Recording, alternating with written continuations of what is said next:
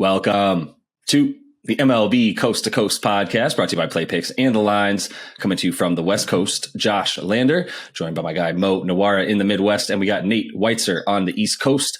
And we are coming through with a pretty nice slate here on a Tuesday night in the MLB, pretty full slate. Couple of doubleheaders, I believe, that we are looking at here, at least the Bravos, but we will continue to get into all of these nightcaps with you guys and evening games.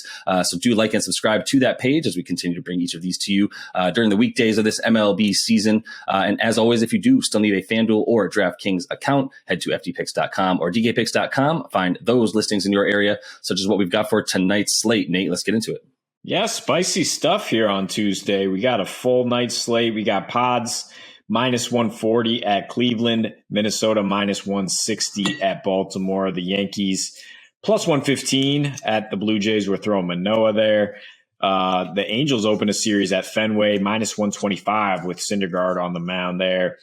Pirates plus 125 at Detroit. Reds big underdogs plus 225 at Milwaukee. White Sox minus 150 at the Cubs in that crosstown series. Mariners plus 130 at Houston.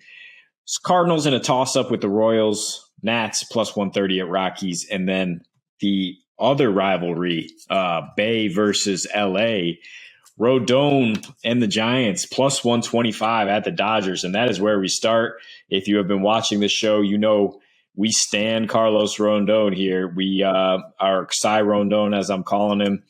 I would get your bets in now for him to just go ahead and win that award. Looking like the best pitcher in the baseball for sure to start here with San Francisco. 3-0, 1.7 ERA with a nearly 15 K per 9 ratio. Contact rate is below 70%. Don't see that much. He's thrown 254 strikes and has had 2 pitches barreled up this season. Just tough to get any sort of good contact against this guy.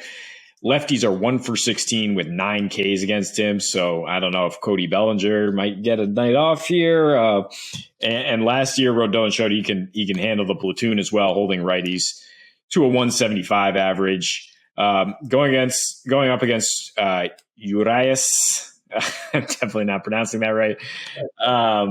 Who has been solid in 3 straight against the Giants, but previous 3 they got to him.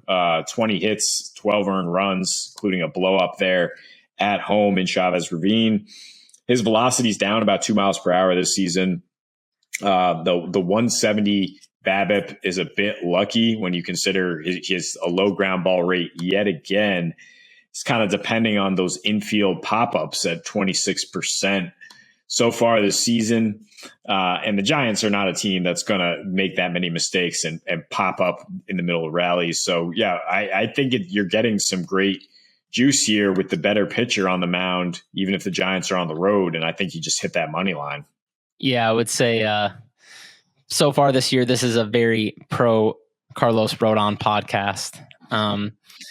And yeah, I mean, he's basically pitching like if you made an elite closer a starter and they could somehow go multiple innings. I mean, it's just been incredible what he's doing. He's definitely pitching, I would say, like the best healthy pitcher in the world. I mean, you would be hard pressed to put anybody above DeGrom, but, sadly he's on ice. And another thing I was thinking about, we got to remember the dead baseball right now, just not going anywhere. That helps a fly ball guy like Rodon more than most pitchers. So it's just honestly kind of unfair how good he is right now. And yeah, like you said, Urias, his velocity came back up actually in the last couple starts. So I think he's kind of getting right, but just really heavy reliance on, like you said, a ridiculously low BABIP. That's going to normalize against him. And I think it's honestly mostly his command and control that's lagging a little bit. It doesn't seem like he's missing as many bats either. And I just think he's not all the way there, to be honest. Just seems like he's maybe one of the guys that was a little farther behind in the spring. So yeah, Giants, anything better than plus 110, I think is good. I was seeing plus 115, but it looks like you dug up a plus 120, and that's very, very good for me. Yeah, I mean, the Dodgers, yeah, they have the best offense, but I think there's a big enough edge in the pitching here that the Giants shouldn't really be more than very, very, very small underdogs. Yeah, and then in which case it clearly seems worth it. I mean, we're not the only ones to be standing Rodon.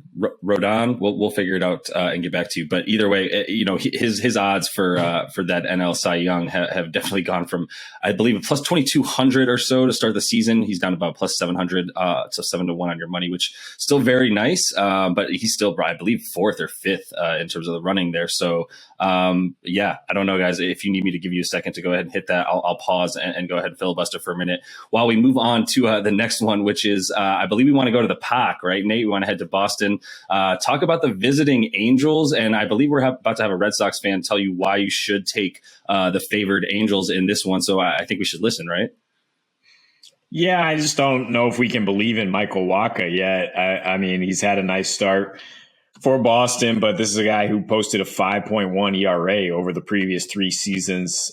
His 92.5% strand rate is way better than that 69% the last 2 years. And he's also a guy who struggles in the reverse platoon. Righties hit nearly 290 off him last year, so not a good matchup against Mike Trout and company as they visit Fenway. Also, the walks are really troubling. I mean, he's also benefited from some lucky BABIP here, 154, but walking nearly 4 guys per 9 innings. And that's where the Angels have really turned it around, winning 7 of their last 9 with 31 walks. They're now second in on-base percentage in the MLB. So, I mean, and on the other side, you have new look Thor here.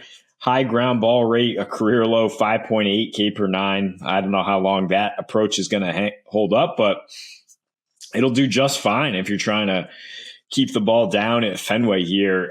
Keep the Red Sox to their relatively high ground ball rate thus far this season, 45% at home, only getting 25% hard contact and 8.5% on a home run to fly ball ratio.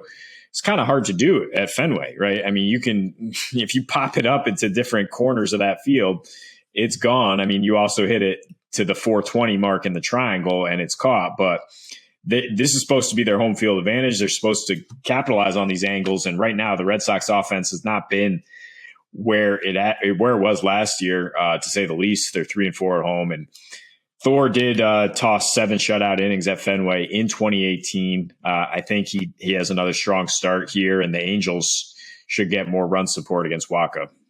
Yeah, I had this line as fair, honestly, but I'm definitely way more interested in betting Thor than Wacha. It's like you said, Wacha he looks like a ticking time bomb. Honestly, a blow up could come at any minute. Swinging strikes have dropped. His called strike plus whiff rate is atrocious. Lot of loud contact. It's pretty much just a giant fluke that he hasn't given up more runs. And I'm really interested in Thor right now. I think we talked about this last week a little bit. The low strikeout rate looks like a complete fluke to me.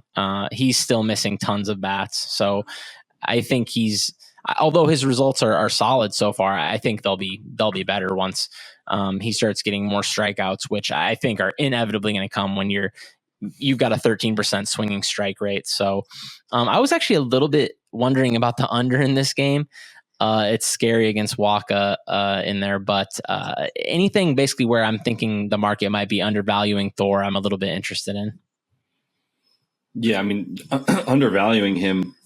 But like you said, maybe that ground ball rate does regress a little bit downward from the 58% that he's seeing right now, which we would have loved to see in New York, to be honest, especially with that huge park. But at any rate, he's still getting that now for the Angels, and it seems like a good opportunity to take them as Boston has been reeling a bunch over their last 10 games or so as well. So I'm going to come to you, Mo, on this one and talk to me about plus 220 on the Reds taking on the Brewers in Milwaukee. Explain to me why this is a spicy bet that we are looking at here on a nice Tuesday night. Yeah, definitely don't tail this unless you love variance. You got to have a steel heart for this one. But I've hit a few of these this year. I had Tigers plus 288. I think it was over the weekend. these come in every now and then, and I can't get the Brewers above minus 200 on this one. I am stunned how big of a favorite they are. I know Woodruff is great on paper, but he really hasn't been great so far this year. A little bit unlucky, not stranding very many runners so far, but in some ways a little bit lucky too. He has not given up a single dinger yet. So, and in his career, he has like a really, really league average home run per fly ball. So that's gonna get fixed at some point. And I think the command and the control is just a little behind. Reminds me of some of these other guys that maybe don't have their normal feel yet early in the season after an abbreviated spring training. His called strikes are way down. So called strike plus whiffs is actually below average right now, which is, that's just super weird for him. He's usually well above. And his zone rate is down a few points as well. So I basically just think Woodruff isn't like full Woodruff yet. And Tyler Mahle's solid. Like, he's just going to come out and give you league average innings every year. That's what he does. And that's what he's doing so far this year. He's just basically a robot who's going to give you league average innings. So if there's a league average arm on the other side, I just don't think the Brewers can be this big of favorites.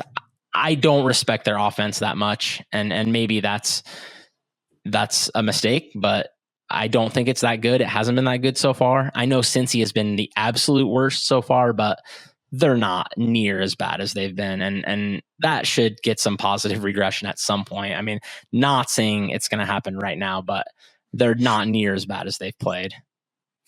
I was all over this with you, with Tyler Mahle being the probable pitcher listed, but FanDuel now putting Vladimir Gutierrez in there as the probable. So I don't know if they give Mahle an extra day's rest, how do you feel about Gutierrez, about still going with that bet?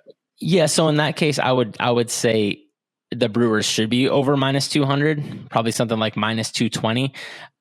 I was seeing Mahle, so maybe if things changed, maybe that's why the line was way off where I thought it was going to be. But I did see Mahle actually listed in two different places. So yeah, I guess this is just a situation we got to keep an eye on. And this is one of those spots where you should be looking to either list or action, depending on basically which pitcher you want to bet on. Like, if you are thinking it's going to be Mahle, you definitely want to list. And if you're seeing a line with Vlad, you can fire it with action in hopes of getting Mahle if you want. Right on. Yeah. I mean, I agree with the Mahle pick and fading Woodruff a little bit. I mean, who's just been erratic, missing the zone, but still getting a lot of contact on pitches out of the zone. And the rating is way down on his fastball. He's got a negative rating on the breaking pitches. And Mahle, yeah, he's just been pitching below his peripherals thus far for that 6.45 ERA. When you look at his xERA is 2.85, and he hasn't allowed a single barreled up pitch yet, but somehow has a 388 BABIP. So whether it's tomorrow, whether it's Tuesday or Wednesday, yeah, there might be an opportunity to ride with him when the Reds are big underdogs, because I guess he's their ace now. He's what they got. Yeah, for sure. This is definitely where you want to be.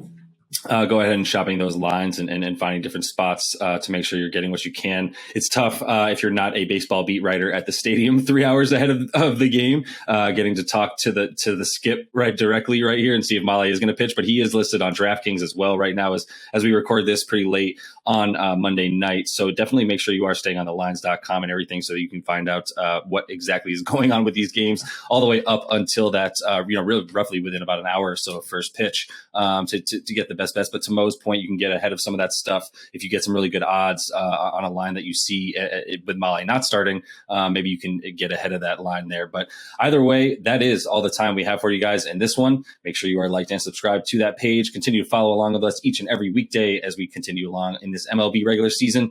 And until we see you next, happy betting.